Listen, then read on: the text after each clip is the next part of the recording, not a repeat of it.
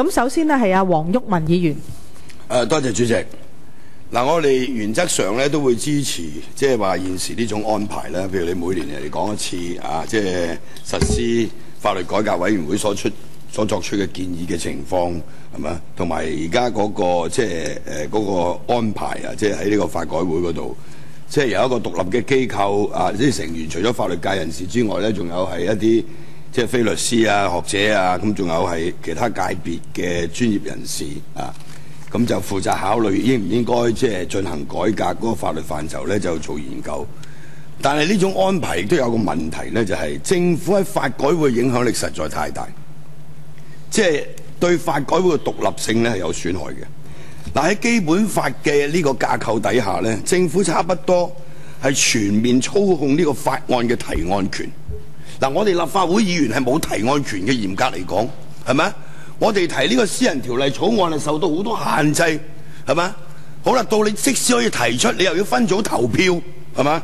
所以政府你係高度介入呢個法律改革研究嗰方面，我認為即係話你應該係將佢變成一個民間同埋專業主導，係嘛？即係喺而家呢種制度底下，只有律政司司長閣下同埋終審法院嘅首席法官先有權將相關嘅法律改革課題呢係轉介俾呢個法改會進行研究。我認為立法會作為立法機關，應該有同樣嘅權力，係嘛？將法律改革嘅課題交俾法改會進行研究，一方面可以避免呢一啲課題喺醖釀法律改革嘅階段過分政治化，另外一方面亦都令到民間即係有提交法律改革建議嘅渠道，因為立法會就係一個民意機構，係咪？令到法改會嘅工作呢就更加能夠貼近民意，係咪？即係呢個你搞咗咁多年，連呢樣嘢政府都冇考慮去改善嘅，係咪？第三呢，呢個亦都係我意見嚟嘅。法改會進行嘅研究個時間係好長，由收到轉介到發表報告書，往往係幾年。好啦，部分得到政府接納，咁又要另外作出諮詢。係咪又搞一些研究可行性？咁跟住，喂，你已經過時同個社會脫節啦。呢個例子我唔想喺呢度舉啊，實在太多啦，係咪？即係包括我哋早期嘅嗰個纏繞法例，搞得嚟都天光啦，已經係咪？即係成個時代都唔同咗，係咪？即係政府喺法改會，即係話有冇諗過？喂，即係加快佢嗰個相關嘅程序。另外一啲譬如話比較少爭議嘅課題，用一啲比較簡單啲嘅方式去處理，係嘛？如果爭議比較多嘅課題，好似反性傾向歧視立法，咁你需要時間長啲，咁呢個大家都容易理解啦，因為個爭議好強，係咪？嗱，我就另外提一個意見呢，就係我認為政府咧要提交一啲資料。頭先司長咧亦都報告嘅時候咧，亦都提到一啲相關嘅即係數字。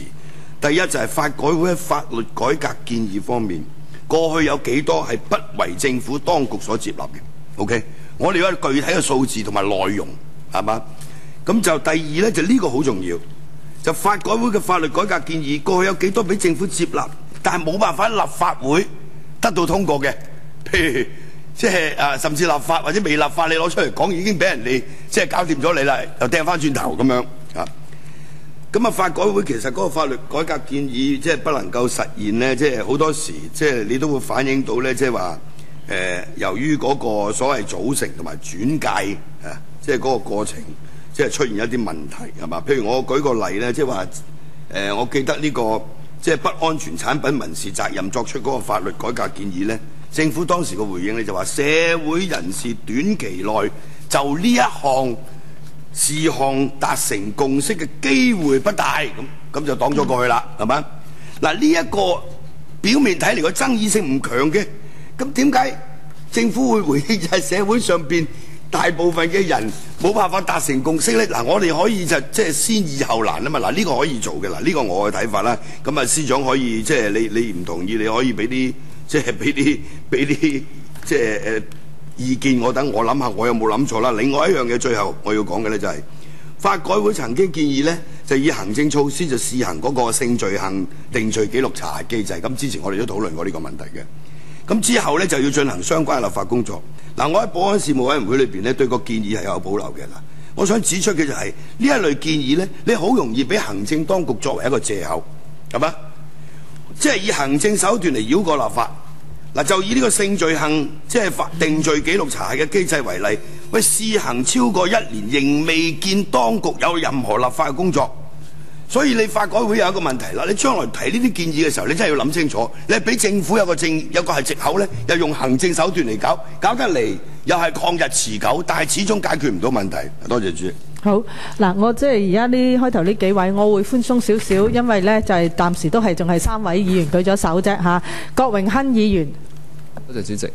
sorry， 主席唔好意思啊。你想回應？主席可唔可以俾佢回應少少咧？好啊，我會寬鬆少少嚇。好啊，好。如果主席唔介意，我希望可以作一個簡短嘅。好啊，我先答郭議員嘅題目。就多謝黃議員嗰個提問。我諗有幾點想講清楚嘅就係、第一呢，法律改革呢，經過呢個法律改革委員會呢，其實只不過係其中一個嘅途徑。響法改會以外呢，係有其他嘅途徑，包括呢係政府機構自己提出啦，亦都係其實係民間組織或者係譬如話學術界呢，亦都係可以呢。點解你唔包括埋立法會呢？立法會都可以提示。立法會其實立法會嘅議員隨時都可以歡迎係提交呢一個嘅意見。頭先黃議員所講嘅嗰個引進呢一個法例嗰個問題呢，其實就已經係超越咗法改會，而係基本法嘅問題。咁所以嗰個呢，我諗今日我就唔適合呢詳細就嗰度呢作出呢個討論。咁至於話頭先黃議員裏邊講過話，可唔可以有啲新嘅思維去加快嗰個程序呢？因為黃議員指出就係由呢個研究報告需要嘅時間到之後真係提出咗建議啦，跟住再做諮詢呢，可能嗰個時代已經係時移世易有變遷。呢一度呢，我可以同黃議員講呢，就係我係理解呢一個問題，亦都呢係做緊一啲嘅非正式嘅諮詢呢，去諗緊呢有冇一啲嘅方法呢係可以呢設計一個新嘅制度，亦都可以同黃議員講呢，其實呢一個嘅問題呢，我哋係響法改會嘅其中一個嘅會議裏邊呢，係有正式呢係提出嚟討論過。咁但係因為呢一個嘅問題呢，坦白講唔係咁容易呢係可以去處理，因為唔係所有嘅情況呢都係法改會嘅能力控制範圍之內。咁但係我哋係全面了解呢一樣嘢，亦都呢係有跟進呢一方面嘅工作嘅。咁就至於話可唔可以用民間嘅機構或者係其他嘅方式嚟到去處理呢個法改會嘅工作呢？其實喺我頭先所講話我哋係諗緊嗰啲方法嘅時候呢，我哋亦都留意到呢一樣嘢。可能在座嘅議員呢都會係記得呢，大約係響2年前度呢，其實有一間嘅律師樓同埋香港大學呢曾經係開過一個研討會呢，係考慮呢去研究中立嘅法改會嘅制度嘅。咁呢個係響其他國家呢係都會有出現過呢個情況。咁呢一個方面嘅事情，我哋其實係留意到嘅。多謝主席。